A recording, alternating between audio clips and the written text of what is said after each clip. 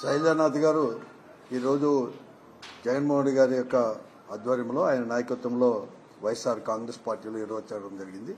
ఆయన కూడా ఆహ్వానిస్తూ జిల్లా తరఫున కూడా జిల్లా వైఎస్ఆర్ కాంగ్రెస్ పార్టీ తరఫున ఈరోజు చాలామంది కూడా ఈ రాష్ట్రంలో ఈ కూటమి అనుసరిస్తున్న ధోరణులు మరీ ముఖ్యంగా వారి యొక్క అవకాశవాదం ఎన్నికల సమయంలో ఆయన చంద్రబాబు నాయుడు గారు కానీ పవన్ కళ్యాణ్ గారు కానీ మేము మారిపోయినాము, తప్పకుండా కూడా ఈరోజు ఏదైతే మేము హామీలు ఇస్తున్నామో హామీలు అమలుపరిచేదే కాకుండా ఈ రాష్ట్రాన్ని అభివృద్ధి పరుస్తామని చెప్పేసి ఈ 8 మాసాల్లో కూడా ఎక్కడగానే లేకుండా కేవలం అవకాశవాదమే వారి యొక్క అంటే తన యొక్క నిజస్వరూపాన్ని సహజ ధోరణిలోనే ఈరోజు చంద్రబాబు నాయకత్వంలో పోతున్న దానికి వ్యతిరేకంగా ఈరోజు రాష్ట్రంలో ఈ కూటమి యొక్క వారు అనుసరణ ధోరణికి వ్యతిరేకంగా పోరాడేది ఒక వైఎస్ఆర్ కాంగ్రెస్ పార్టీ జగన్మోహన్ నాయకత్వంలో అని చెప్పేసి నమ్మే ఈరోజు శైలనాథ్ గారు కూడా మాజీ పిసిసి అధ్యక్షులు కానీ మాజీ మంత్రులు కానీ తీసుకుని వచ్చి పార్టీకి రాజీనామా చేసి మా పార్టీలో జగన్మోహన్ గారి నాయకత్వంలో కూడా చేరారు.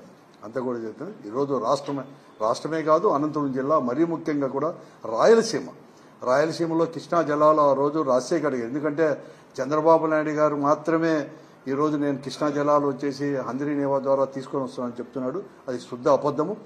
ఆయన 96లో ఒక మారు ఫౌండేషన్స్ వేసినాడు. మళ్ళీ 99లో 40 టీఎంసీలని 5 టీఎంసీలకే కుదించి కూడా ఫౌండేషన్ వేసి 99 నుంచి 2004 వరకు కూడా రాయలసీమ గురించి కానీ రాయలసీమ ప్రాంతాన్ని గురించి కానీ కృష్ణా జలాలు మళ్లించేది కానీ హంద్రీ నీవాను గురించి ప్రాజెక్టు గురించి మాట్లాడలేని అవకాశవాదాన్ని చూసి రాజశేఖర్ గారు 2005లో ముఖ్యమంత్రి అయిన తర్వాత 4లో మరొక మారు కూడా ఎక్కడైతే చంద్రబాబు నాయుడు గారు ఊరకొండలో ఫౌండేషన్ వేశారో అక్కడే ఫౌండేషన్ వేసి 2012లోనే కృష్ణా జలాలు అనేది కూడా తీసుకొని పోయి రాయలసీమకు అందించిన ఘనత రాజశేఖర్ గారి యొక్క వారిది. దాని తర్వాత ముందుకు మాత్రం తీసుకొని పోలేదు, కేవలం చెప్తున్నాడు. ఈరోజు మరొక మారు కూడా రాయలసీమకు ద్రోహం చేసే విధంగా కూడా దాన్ని ఇంకా కూడా విస్తృతపరచాలని చెప్పి దాన్ని ఎక్స్పాండ్ చేయాలని చెప్పి మేము అడుగుతుంటే అట్లా కాకుండా ఈరోజు కేవలం కాంక్రీట్ చేసేసి దాన్ని చేస్తున్నాడు. ఇవన్నీ కూడా వారి యొక్క వ్యతిరేకంగా కూడా మేమందరూ కూడా రాయలసీమ వాసులు అందరూ కూడా ఒకటిగా అయిపోయి కూడా కృష్ణా జలాల్ని ఇంకా కూడా దాన్ని అంటే దాదాపుగా, ఎందుకంటే జగన్మోహన్ రెడ్డి గారు ముఖ్యమంత్రిగా ఉన్నప్పుడు 2020లోనే 6300 క్యూసెక్కులు కూడా దాన్ని చేసి జీవో కూడా ఇవ్వడం జరిగింది.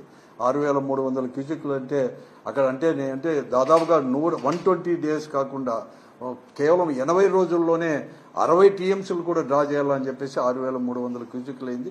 దానికి మళ్ళా కూడా ఆ జీవోను క్యాన్సిల్ చేసి ఇవన్నీ కూడా తీసుకొస్తున్నాడు. ఇవన్నీ కూడా మేమందరూ కూడా వైఎస్ఆర్ కాంగ్రెస్ పార్టీ ఆధ్వర్యంలో అందరూ కూడా ఫైట్ చేయబోతున్నాం.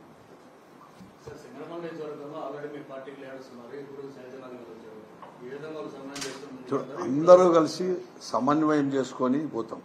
ఇక్కడ ఎవరు అభ్యర్థులు అవన్నీ ఏం లేదు. వైఎస్ఆర్ కాంగ్రెస్ పార్టీ ఒకటి, ఎన్నికలు ఇప్పుడేం లేవు, ఇంకా 4 సంవత్సరాల పైబడి కూడా ఉండే. దాని గురించి మేము ఆలోచన చేయలేదు ఎప్పుడు. కానీ కేవలం ఒక రాజకీయ పార్టీ అయినా కానీ ఒక రుచి చేయనా అంటే కేవలం ఎన్నికలు దృష్టిలో పెట్టుకోను లేకపోతే పార్టీని మాత్రమే దృష్టిలో పెట్టుకోవద్దు చేయలేదు. మేమంతా కూడా కొన్ని ప్రజాస్వామ్యంలో సమస్యలపైన ఆ ప్రాంత యొక్క అభివృద్ధి కావచ్చు, లేకపోతే ఏ పార్టీ అనేది కూడా తీసుకొని పోవచ్చు. మేము కొన్ని సిద్ధాంతాలతో ఉన్నవాళ్ళం మొదటి నుంచి కూడా. ఆ సిద్ధాంతాలు అనేది కూడా ఇప్పుడు వైఎస్ఆర్ కాంగ్రెస్ పార్టీని ముందుకు తీసుకొని ఆ సిద్ధాంతపరంగా కానీ లేకుంటే పూర్